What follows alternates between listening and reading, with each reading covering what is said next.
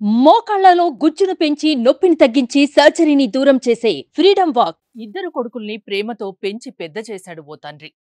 ఇద్దరూ ప్రయోజకులు అవుతారనుకుంటే పెద్దవాడికి చదువబ్బక ఏ పని చేయక జులాయిగా తిరగడం ప్రారంభించాడు. చిన్నవాడు బుద్ధిగా చదువుకొని ఫార్మా కంపెనీలో ఉద్యోగం చేస్తున్నాడు. ఏం చేయని పెద్ద కొడుకు ప్రేమ వివాహం చేసుకున్నాడు. ఎలాగైనా ప్రయోజకుణ్ణి చేయాలనుకున్న ఆ తండ్రి 6 లక్షల రూపాయలు ఇచ్చి హోటల్ పెట్టించాడు. కానీ సరిగా మెయింటైన్ చేయక నష్టాలు రావడంతో తనకు రావాల్సిన ఆస్తిని పంచి ఇవ్వాలని ఆ తండ్రిని టార్చర్ పెట్టాడు పెద్ద కొడుకు. పంచివ్వడంటే కుటుంబ సభ్యులందర్నీ హింసించాడు. తండ్రినే కాదు, తల్లిని తమ్ముణ్ణి కూడా కొట్టాడు. పెద్ద కొడుకు టార్చర్ను భరించలేని ఆ తండ్రి కొడుకునే అంతం చేయాలనుకున్నాడు. కిరాయి మనుషులకు 8 లక్షల రూపాయలు ఇచ్చి ప్రాణాలు తీపించాడు. ఈ దారుణ ఘటన ఆంధ్రప్రదేశ్ రాష్ట్రంలో చోటు చేసుకుంది.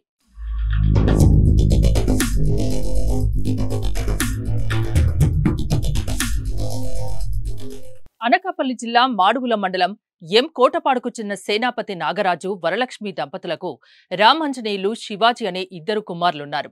రామాంజనేయులు 2022లో మాడుగులకు చెందిన శ్రీదేవిని ప్రేమ వివాహం చేసుకున్నాడు.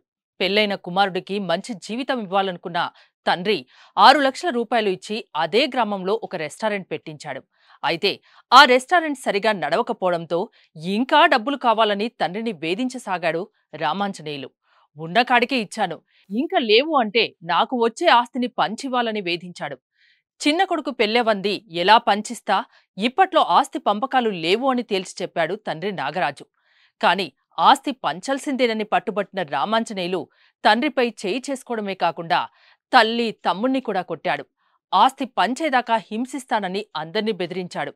రామాంజనేయులు వేధింపులు వేగలేని ఆ కుటుంబ సభ్యులు దారుణమైన నిర్ణయం తీసుకున్నారు. చిన్న కొడుకు శివాజీతో పాటు ఫార్మా కంపెనీలో పనిచేసే శీలంనేని గోపి సతీష్తో రామాంజనేయుల్ని అంతం చేయాలని ఒప్పందం కుదుర్చుకున్నారు.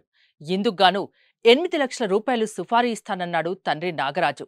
అందుకు ఒప్పుకున్న గోపి సతీష్ తన మిత్రులైన మేడం అంజిరెడ్డి, అందె నాగేంద్రబాబు, కార్పెంటర్ ఉప్పతొట్ల మురళీకృష్ణ, మక్కన శివతో కలిసి హత్య చేసేందుకు పన్నాగం పన్నాడు.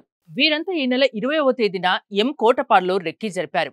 21వ తేదీన రామాంజనేయులు నడుపుతున్న హోటల్కి వచ్చి బిర్యానీ కావాలని మాట కలిపారు. పరిచయం పెంచుకున్నారు. కలిసి మద్యం తాగారు.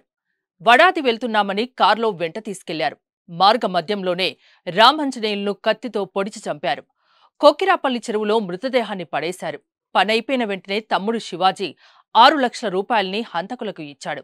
అయితే 2 రోజులైనా భర్త తిరిగి రాకపోవడంతో ఈ నెల 23న రామాంజనేయులు భార్య శ్రీదేవి పోలీసులకు ఫిర్యాదు చేసింది.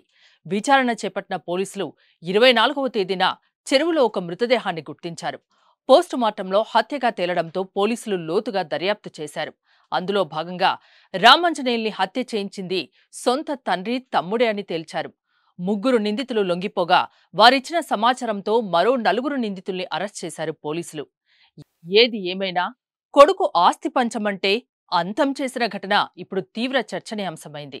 వ్యక్తి యొక్క శవంగా యలమంచిలి రూరల్ పోలీస్ స్టేషన్ లిమిట్స్లో ఒక చెరువులో మనకి లభ్యం కావడం, దాని మీద మన తర్వాత ఐడెంటిటీ కూడా ఇమీడియట్గా ఎస్టాబ్లిష్ అవ్వడం, తర్వాత అది సేనాపతి రామాంజనేయులకు సంబంధించిందిగా గుర్తించబడిన తర్వాత బాడీ మీద ఉన్నటువంటి రక్తగాయాలు, అలాగే డాక్టర్ గారి ఒపీనియన్ మీద, పోస్ట్ మార్టం జరిపినటువంటి డాక్టర్ గారి ఒపీనియన్ మీద ఇది ఒక హత్యగా గుర్తించబడడం.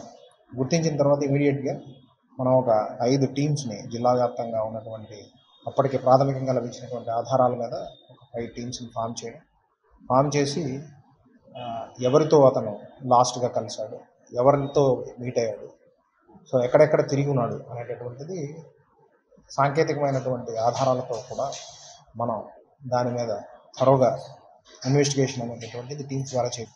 అనకాపల్లి డిఎస్పీ గారు మరియు పరవాడ డిఎస్పీ గారితో కూడా సంప్రదించి ఇద్దరి ఆధ్వర్యంలోనే 2 టీమ్స్ కింద 2 వైపుల నుంచి కూడా పర్సూ చేసే విధంగా ఏర్పాటు చేసిన తర్వాత ఇంకా దొరికినటువంటి ఆధారాలతోనే, తర్వాత ఫ్యాక్ట్స్తోనే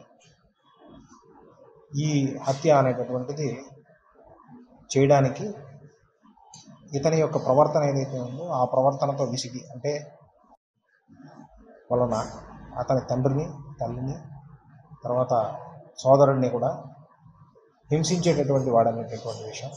సో దానిని ఎలా అయినా ఇతనిని వదిలించుకోవాలనే దీని మీద అతని సోదరుడు మరియు తండ్రి కూడా కలిసి, సోదరుడు ఒక ఫార్మా కంపెనీలో పనిచేస్తూ ఉన్నాడు, అతనికి అసోసియేట్ అంటే అక్కడ పనిచేస్తున్నటువంటి ఇంకొక వ్యక్తి యొక్క సహాయాన్ని తీసుకొని అతను గుంటూరుకి రెంటచింతల మండలానికి సంబంధించిన గుంటూరు పల్నాడు, ప్రస్తుతం పల్నాడు జిల్లాకు సంబంధించినటువంటి వ్యక్తి, అతని నుంచి అతని ద్వారా సహాయం పొందడానికి ఇతనిని ఎలాగైనా వాళ్ళ సోదరుడిని హత్య చేయడానికి ఒక పథకాన్ని రచించే విధంగా చేసి, దానికోసం రెంటచింతల ప్రాంతానికి సంబంధించినటువంటి మరొక నలుగురి సహాయం తీసుకొని వాళ్ళని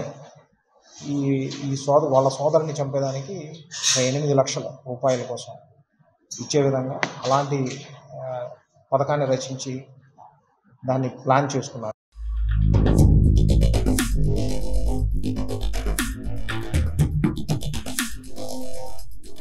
సుమన్ టీవీలో మీ పర్సనల్ అండ్ బిజినెస్ ప్రమోషన్స్ కోసం కింది నెంబర్కి కాంటాక్ట్ చేయండి.